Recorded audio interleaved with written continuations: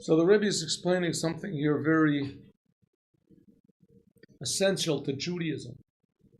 And it revolves around a commandment that doesn't even exist anymore. It will exist when the Mashiach comes back. It's going to be one of the essential ones, but it's the commandment of what's called the Jubilee year, Yovel. The Yovel year was the 50th year. What happened is like this. The Jews came into the land of Israel. It took them 14 years to get arranged. 7 years to conquer all the other nations and 7 more years for everyone to take their portion and to settle down on it. Then they started counting what's called Shemitahs. 6 years they would work on the land. 1 year the land would be, what do they say? It wouldn't be worked on. Fallow, they call it. And they wouldn't work on the land. And there's all sorts of interesting laws about Shemitah. Shemitah exists now. But when the 50th year came, in other words, they would count 7 years, and then another time 7 years, and another time 7 years. After 7 Shemitahs, then there would be another year which would be like a Shemitah year, but it would be more powerful. And on that year, all the Jewish slaves would go free. All land that was bought in Israel would go back to its original owner. Right? It was called Dror Yabor. It's freedom. It explains according to Kabbalah that this is the aspect of what's called Bina, freedom. Total freedom from any of the restraints of ignorance and egotism and selfishness, and freedom to serve the creator of the universe. That's the idea of the 50th year. Well, Jewish history relating to the 50th year is pretty, dynamic. Rashi explains in this week's Parshat, and also the Rambam explains, in the end of the laws of Zeroim, of seeds, that the Jews kept, 17, from the time they came into the land of Israel until the first temple was destroyed. It was about 800 years, 850 years, something like that. 850. In that time, they kept, what the Rambam writes over there, 17 Jubilee years. 17 years. And then they went into exile. When they went into exile, the land was barren. They didn't keep the Jubilee years. They kept reckoning the Shemitah years, because there were some people that were left there in Israel, but they didn't reckon Jubilee years at all. So they would just do 7, 7, 7, 7. They were out of Israel for 70 years. 7, 7, 70 years. 70 years they were in exile. So there was 10 Shemitah years. Then they came back from the exile, the first exile, and they built the second temple, but all the Jews weren't there.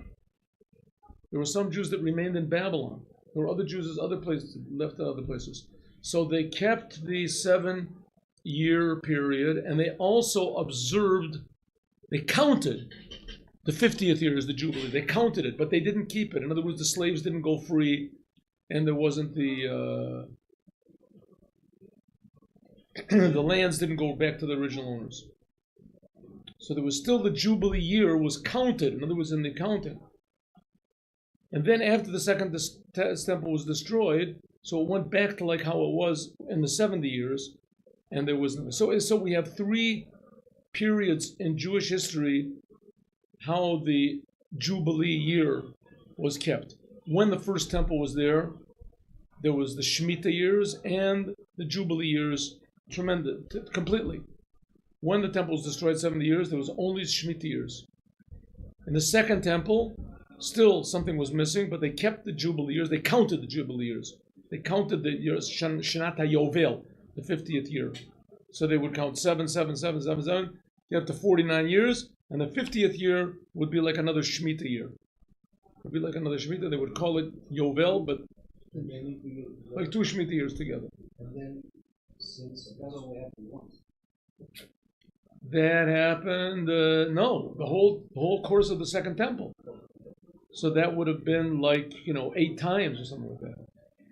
And since the destruction of the second temple, that we were keeping to the consecutively. Shemitah, yes. Yes. The first and second temples. Yes. Was there stuff you were allowed to do in the first temple you weren't allowed to do at the second temple? In the first temple that you weren't allowed to do in the second temple. Listen, there were a lot of decrees of the rabbis that had been made. And which decrees of the rabbis had been made between the first and the second temple? Good question. I'll have to look it up. I don't know. Might say in Silken Ark. I don't know. No, that would be, you'd have to look and see which things in the first temple were permissible, and in the second temple was forbidden. Good question. I don't know. My mind is not there right now, but even if it was, I also probably wouldn't know. I have to look it up. I have to look around to see. Yeah, it's not look really it up that, in different books. It's not that urgent right now for us. Yeah, we're just going to keep going deeper. Yes.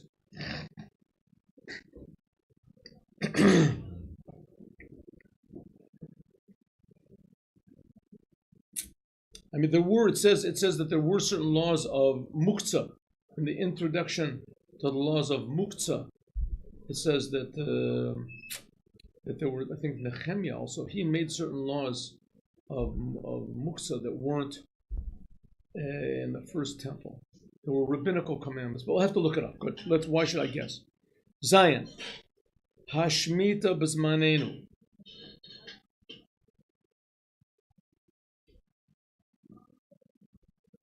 Right. Okay, so therefore the Rebbe explained this a little bit according to Kabbalah. That was in yesterday's class.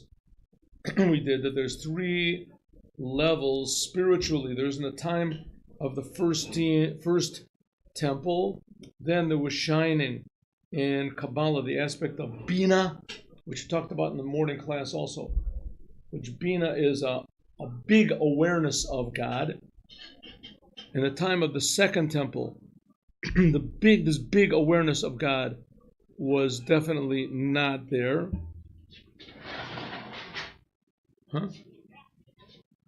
It definitely was not there, but there was the revelation of the top part of what's called Hod. The top part of Hod, in other words, people were giving thanks to God, and they were aware that there had been a big revelation of God in the first temple, but it wasn't there in the second temple. The big revelation, it was a much smaller revelation, and that is called the upper level of Hod. Hod means surrender to God. So there was a surrender, but it was intellectual awareness that there had been revelation of God, and there was such a thing as revelation of God. And nowadays, when we're in exile, so all we have is the lower part of Hod. We have only the lower part of surrender and giving over to God, and we don't really totally understand even why. It's just something inside of every Jew that he wants to be close to God. That's in the time of exile.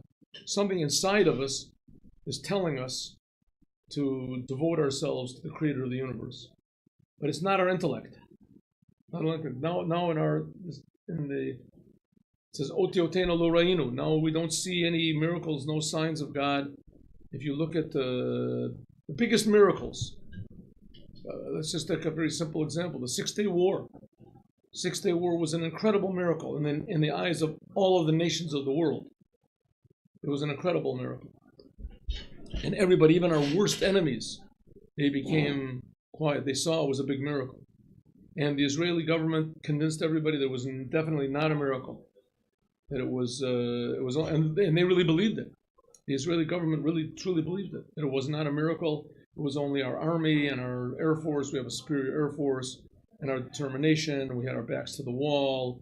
It was psychological, and et cetera, et cetera. So now, in the time of what's called exile, so our common sense is also in exile. But what we do have, those people who do serve God, right, it's not because of common sense.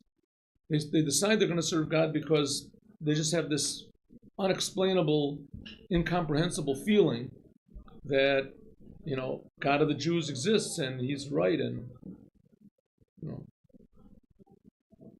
incredible. These are the times that we're in now. Zion. Hashmita b'zmanenu. Let's go down to our time. Hashmita b'zmanenu. B'pnei atzmo o ke'inyan mitmashech. Is Shemitah nowadays a new thing that the rabbis made up, and it has really no connection to what was, just a remembrance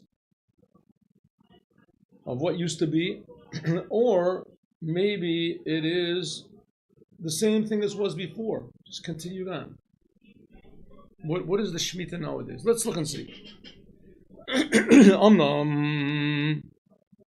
So, B'zman is that nowadays, avoda ruchanit, this spiritual serving God, which is called Kabbalat Ol, accepting the yoke, serving God like an ox. An ox is attached to the owner. You ever take an ox? I was in India for a while. Here you don't see too many oxes walking around, no. But in India it's very common. Huge, massive oxes with these big horns. Oh, oxes are big. Oxes are bigger than cows. Yeah. Oxes are big. They have wide shoulders. They have these big horns. Oxes. And I think, wow, one of these things went wild, it would really be bad news, Nobody, and everybody's walking right next to the ox, and he's got these big horns on. I guess maybe I didn't notice, put something on the end of the horn so it wouldn't be so, dangerous. No, they're pulling these carts. So you think, what would an ox do if you let it go? Absolutely nothing. It just sort of wanders around, eats grass, and looks for lady oxes, and that's pretty much it. That's his life. Goes to sleep once in a while. Goes to the bathroom wherever he wants to, and it's sort of like the people of Los Angeles, No, not that. Was it San Francisco? So he just wanders around, does whatever he wants to, and who would dream that you could take an ox and you could hitch it up to a wagon, and the ox will actually take people to a place where people want to go. And the people could be genius people. And they're going to give, a huge Torah lecture somewhere. And without the ox, they couldn't get there. It would be too long or too hot or whatever. They can sit in this wagon with the ox. So what does it mean? And it means that ox who has no comprehension whatsoever what's going on. Doesn't know where the people are, and certainly doesn't understand ideas of Torah or what. So he's pulling this car because he's hitched up. He has a yoke on him. Yeah, I don't know. Maybe he does enjoy it. It could be. He feels feels safe. No, oxes don't feel, responsibility. That they get bored if they don't know what to do. You know what I mean? Do something, they just can't figure out what to do. Nah, they don't. Oxes would love it. Oxes would just love it if they could just do nothing. Do nothing. Let me just do this. בעוד חצי שעה אני אצלצל, אני באמצע שיעור. טוב?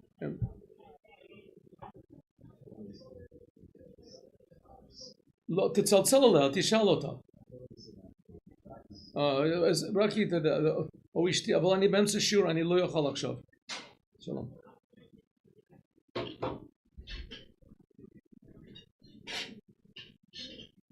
But so nowadays we serve God like an ox that's linked up to a cart. Of course, what's the difference? The difference is the ox, the owner has to link it up, and we have to link ourselves up.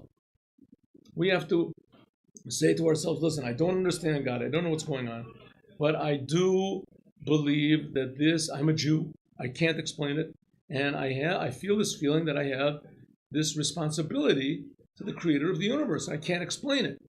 And everybody's telling me I'm crazy, and maybe I am. But I just have this feeling.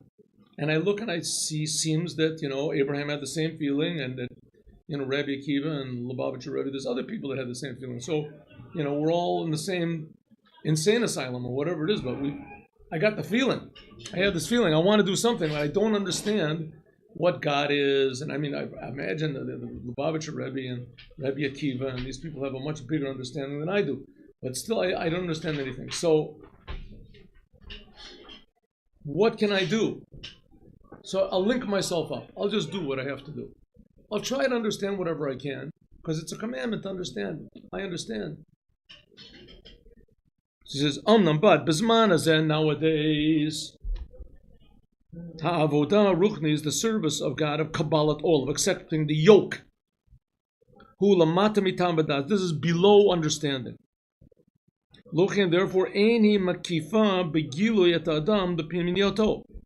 Therefore, it does not encompass the personality and the inner feelings of a person. But b'kol zot, cave and since Kabbalat all, and since that this accepting of the yoke and attaching myself to God like an ox is attached to a wagon, novad mi etzem and neshama. It comes from the essence of my soul. Like I said, the ox, the owner links him up. The driver links him up. But we have to do it ourselves. And who are we linking ourselves up to? To a God we don't see, we don't understand. So somehow or other, this comes from the essence of our soul, which is above understanding. Some people can look at it and say, listen, this comes from sheer idiocy. You're just a fool. You're bored, or you have a crutch, or you're worried, or something like that. So you believe in God. But you can say, yeah, 100%. From the outside, that's really what it looks like. That's right. I mean, you have a good point. But I don't think so. I think this comes from a true Jewish feeling from the inside of my soul that God really exists and that I am very important to God, and He wants me to do certain things in the world, and I'm going to do it. Even though I don't understand it. Whatever He wants, I'm going to do what God says. The hechrechi lomar. So that comes from the essence of the soul. Hechrechi lomar, we have to say, shegam ata, that also now, mashpia kabbalat o ala kochot hapanim shel adam. So it must be that this thing of accepting the yoke and serving God without understanding, this also affects our whole being, our whole personality, and etc. Haseichel, our intelligence, kedoma, our emotions. Ki etzem nimsa mashpia umpekal prata, because the essence of whatever thing is, the essence has an effect on everything that's connected to it. And there's an essence of me that's a Jew, and this essence of me affects everything that I do and I think and I say. Even though it might be totally outside of my understanding and my feelings. But eventually it has an effect. Let's see how. But only because the world now is concealed and hidden, so the darkness of exile, near it seems therefore nowadays, from the outside, it seems like this whole thing of serving God with accepting the yoke, it seems to be a thing that is totally, how do you say, childish. Childish. I go every Friday and I put tefillin on people. There's this big sort of fellow, an older guy, maybe 60, 70 years old. A big sort of a guy. He comes by with his friend. And I ask him all the time, he wants to put on tefillin, and he says, grow up. Grow up. Why don't you grow up?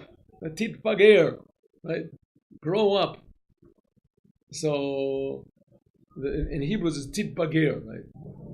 So, I always say to him, I'm not going to grow up. I'll refuse. I'm not going to grow up. So this time I said to him, you're not asking me to grow up. You want me to become, how do you say, in Hebrew it comes out better. Lo titbaker, tizdaken. Don't become old. Don't become old, but become, how do you say, decrepit. Right? To become, to be mature. Titbaker, don't grow up. Not to be mature, but you want me to be old. Oh, that's better. So I said, I'm not going to be old. I'm not going to do it. But I said, I can agree with your opinion. I said, it looks really stupid what I'm doing. I agree with it. He said, no, you just do it. I'm just making conversation. We talked for a while, and he threw a couple of insults at me, and I sort of agreed with him, and then we hugged each other. And this is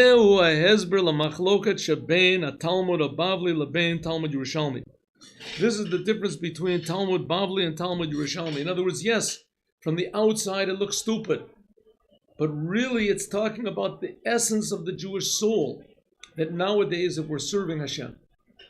That's the argument between the Talmud Bavli and the Yerushalmi.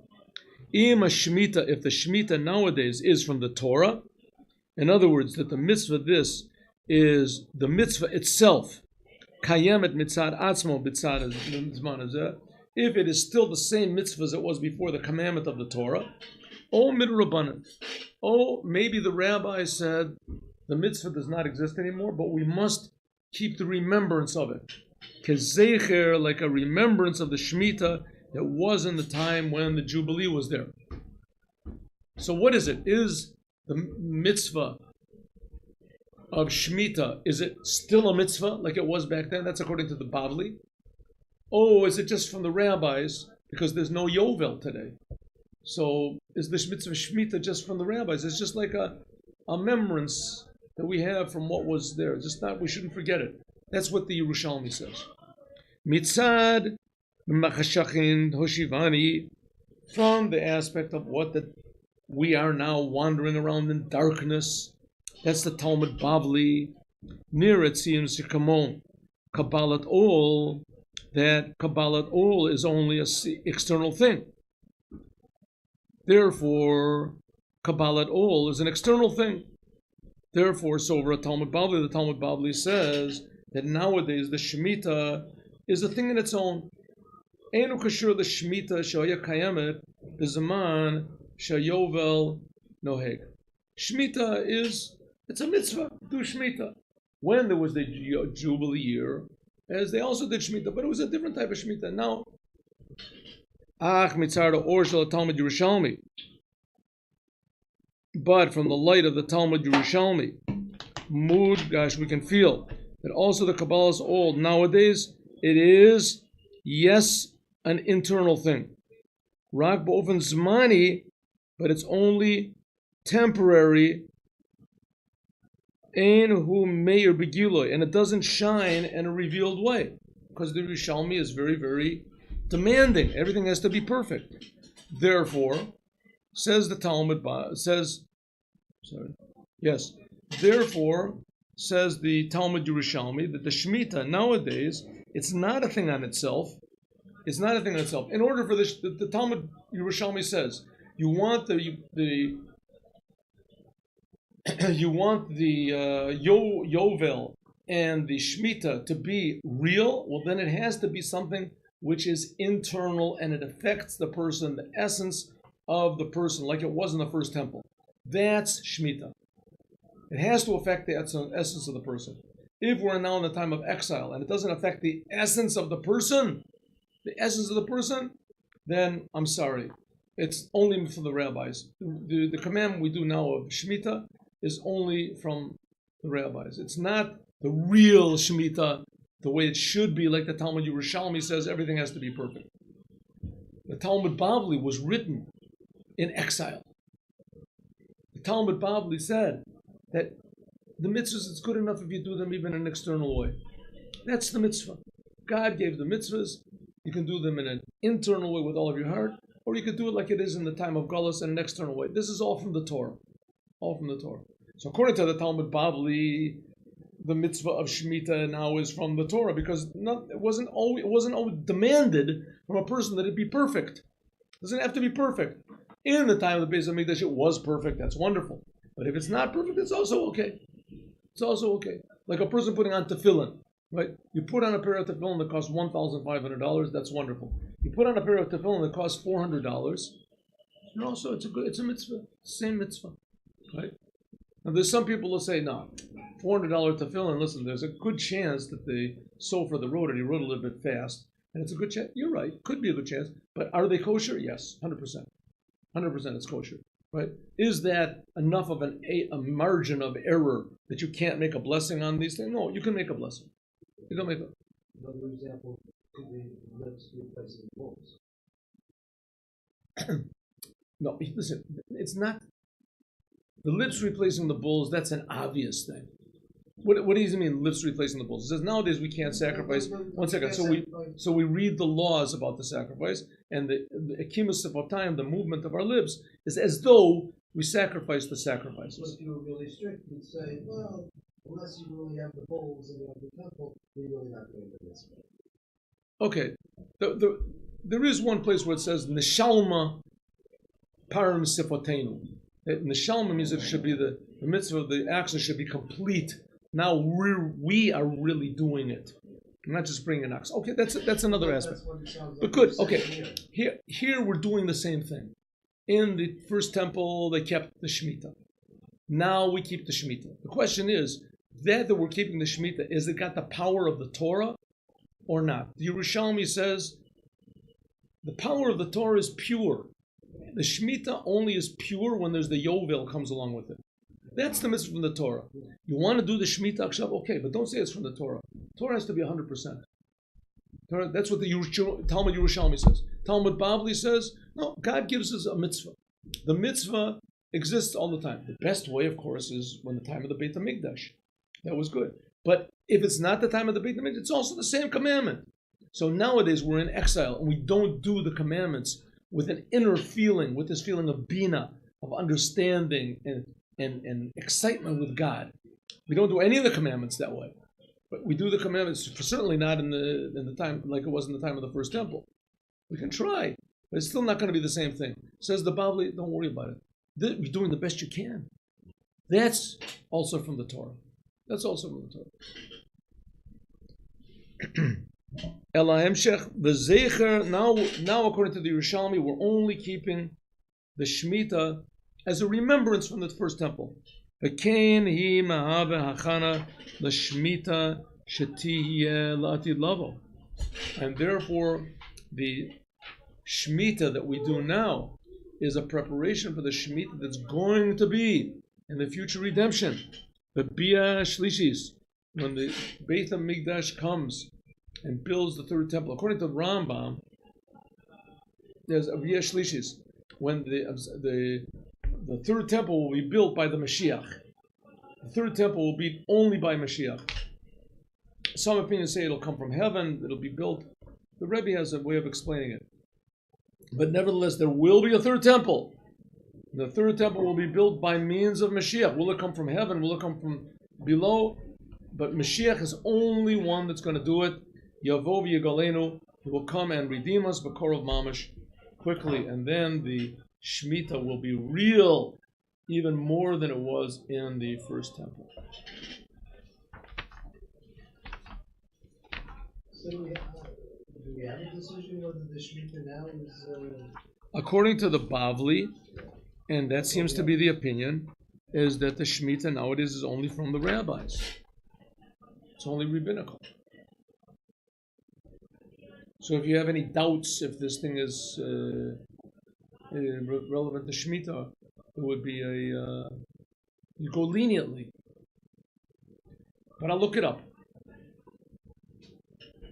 But that's what it seems from here, that this. Let's start the next one. Good? Will we stop today? Yes.